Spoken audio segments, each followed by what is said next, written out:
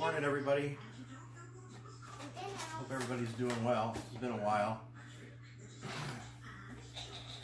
I've got 2 bowls. In each, I've got about 1,200 grams of sponge that I made up ahead of time last night. And as you remember, the sponge is just 1-to-1 water and flour. Doesn't matter which kind of flour, just 1-to-1 water and flour. Mine is a special patent flour that I get from my local Amish store. It's a medium protein bread flour that I get in 50-pound bags from them. So what I want to do now is take my sponge and start adding my other flour and my salt. And I just eyeball my salt. I use about 3 teaspoons. And I'm going to use some semolina flour, which I really like. It's really a pasta flour. It's kind of yellow, but it also and it's kind of coarse like sand. But when it gets hydrated, it gives a really creamy flavor, texture to your dough, and allows it to expand really well. You get nice bubbles. It won't turn out as airy with the big CO2 bubbles in it, but you get a nice tighter crumb that looks more like a commercial sponge on the inside. Smaller holes, but more uniform. So to that, I'm going to add about 300 grams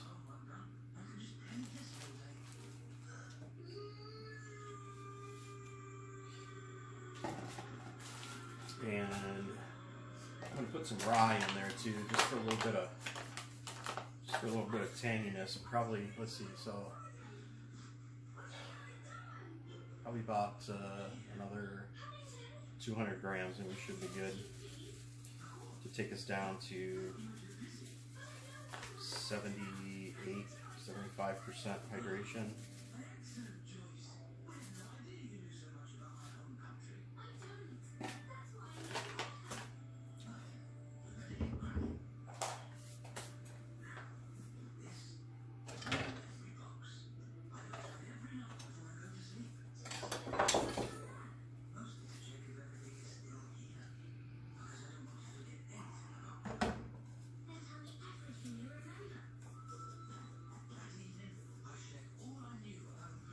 Now, when you do this, I may have overshot the flour. You'll know right away if it's too dry. You can always add more warm water. Don't hesitate to do that. Nothing is hard and fast in this world. Move you over here closer to me, where you can see what's going on.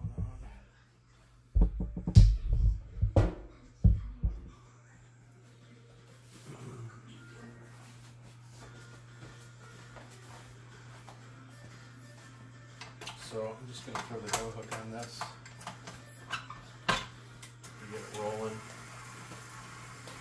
Let that get mixed in well, and then we'll turn it up as our gluten yeast develop. We got Nicholas crawling around the kitchen here. What's going on in here? Got some garlic roasting in the oven that we're going to add to some of this in a little bit.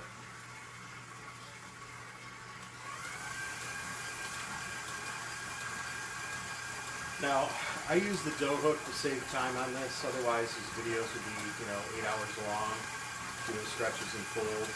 You can do it however you want. If you have access to a mixer like this, go ahead and use it.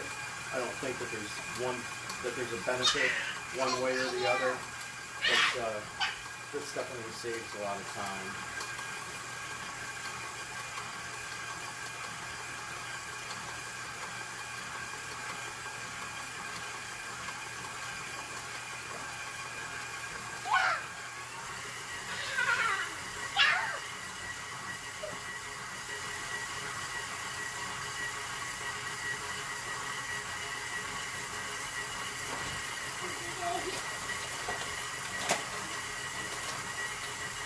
Actually, I'm going to have to add a little bit more flour to this.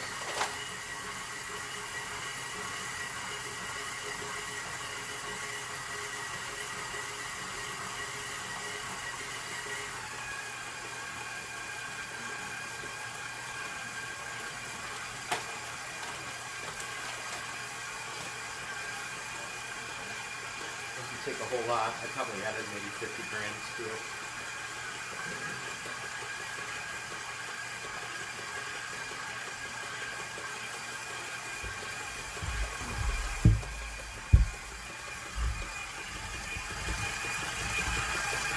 As you can see, it's starting to pull away from the wall really nicely. So I'll let that go there for about 10 or 15 minutes.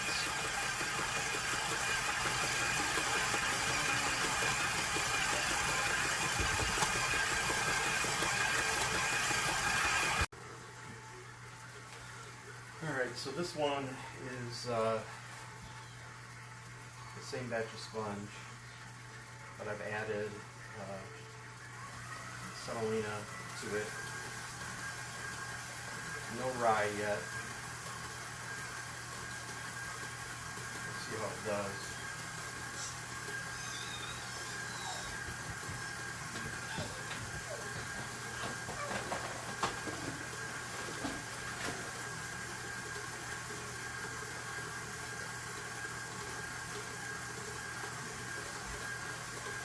I'm going to add a little bit more bread flour to it.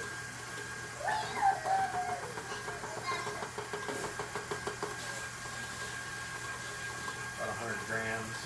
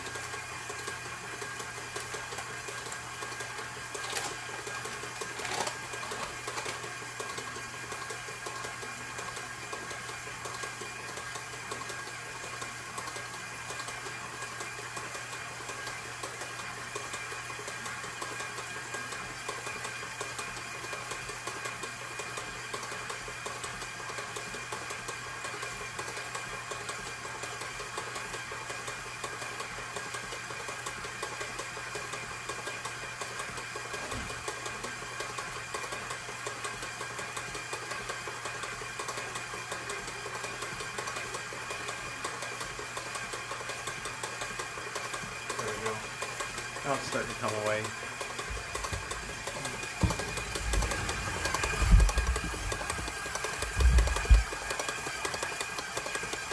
See how it's starting to pull away from the walls with. It's how you know when you're at a pretty good hydration.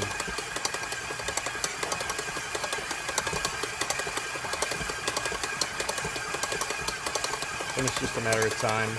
You just run it on your dough hook for about 10 minutes or so, just to get everything incorporated well. But not only that, because the friction generates heat, and you want to get your dough up to about 85 degrees. You can stick it with an instant thermometer, kind of see how it's doing, but you know, most of bread baking is just kind of feel and sight, so you kind of know it when you see it. This one's doing well.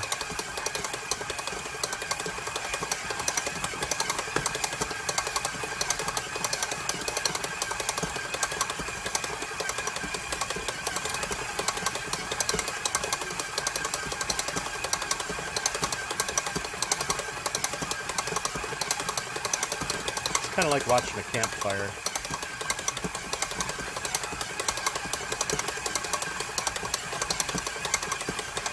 Just need beer.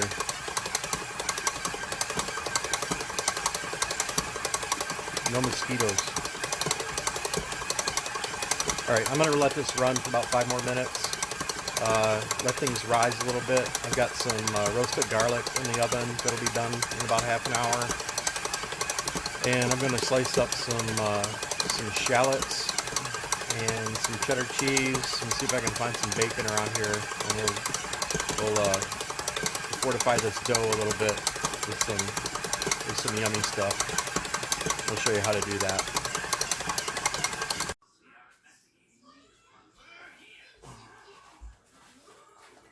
All right, we're back. Okay, so I've got my final dough, okay? And I'm just gonna spread it out into my floured work surface.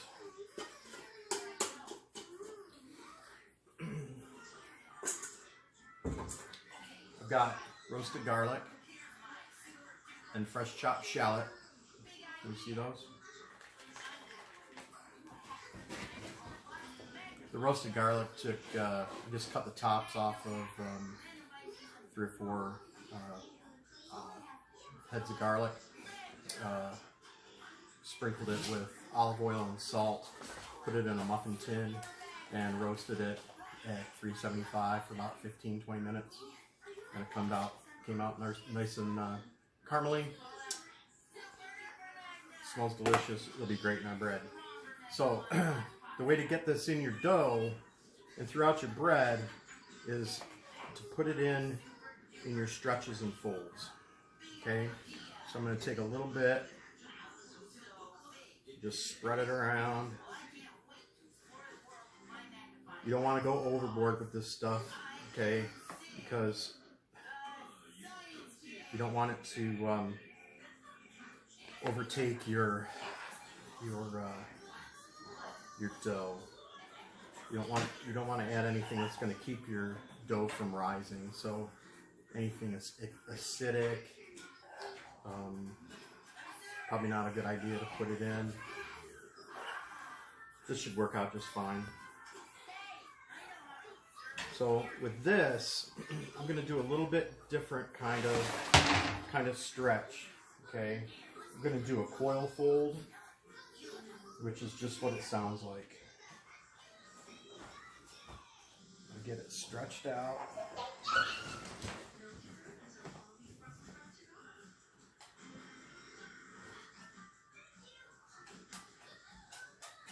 Spread out my goodies.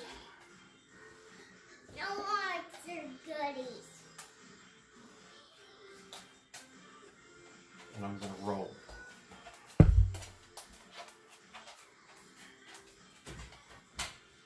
Fold in and roll.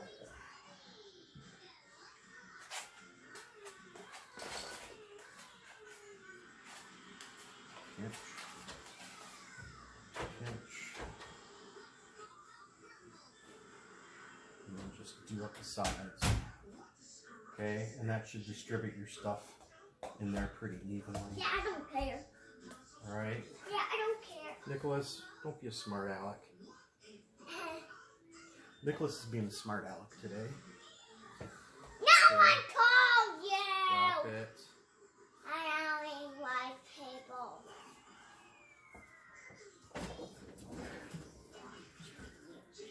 Okay, I'm gonna try to foam it into a ball as best I can. This is a big hunk of dough.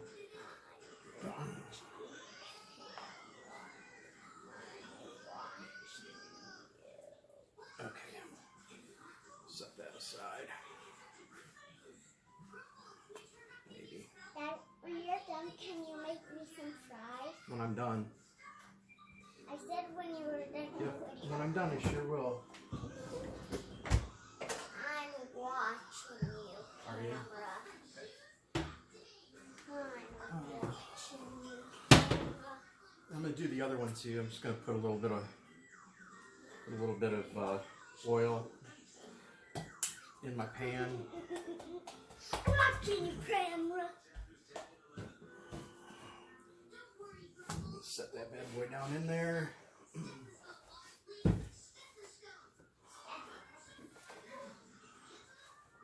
And then this is my part rye.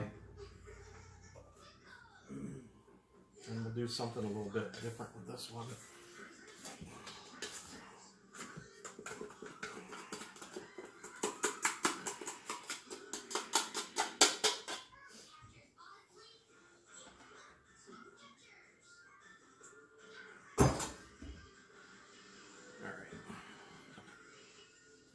Do the same stretch.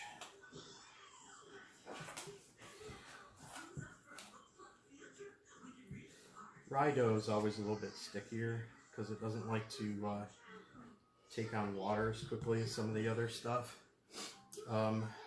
Let's see. I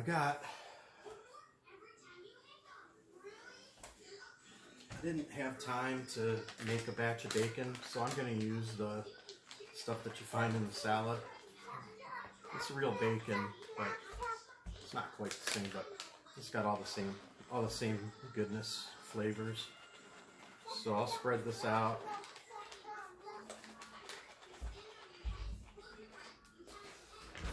Okay. And then I got some white cheddar, and the hard Vermont white cheddar just kind of comes off in hunks. So I'll just spread that around. Please don't move that, okay? Don't move my tripod, son, or else nobody's going to be able to see. That sounds good.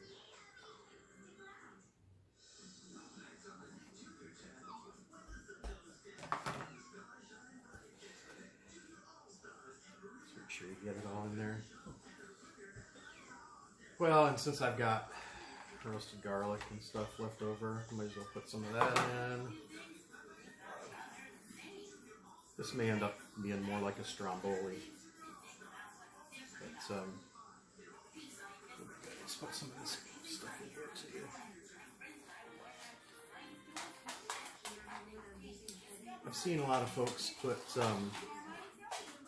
olives, big Kalamata olives in here if you like olives. I'm not a big fan, but you can see those would be good too. Anything real savory inside of a bread would be good.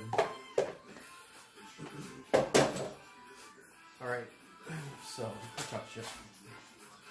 The dog is always nearby to pick up the strays that end up on the floor.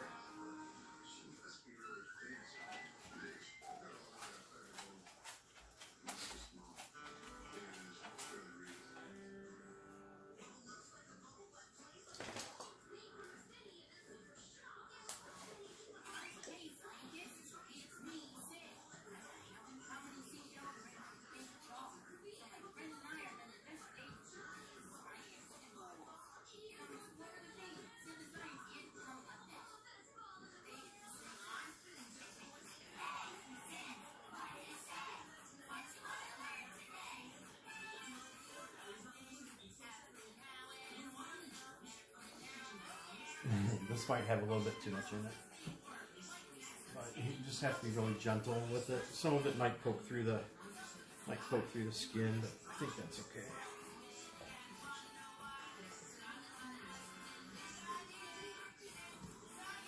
All right, so there's that. It should be distributed really well in there. I'm gonna go ahead and preheat my oven, my Dutch ovens, and I'll keep you posted. All right, peace.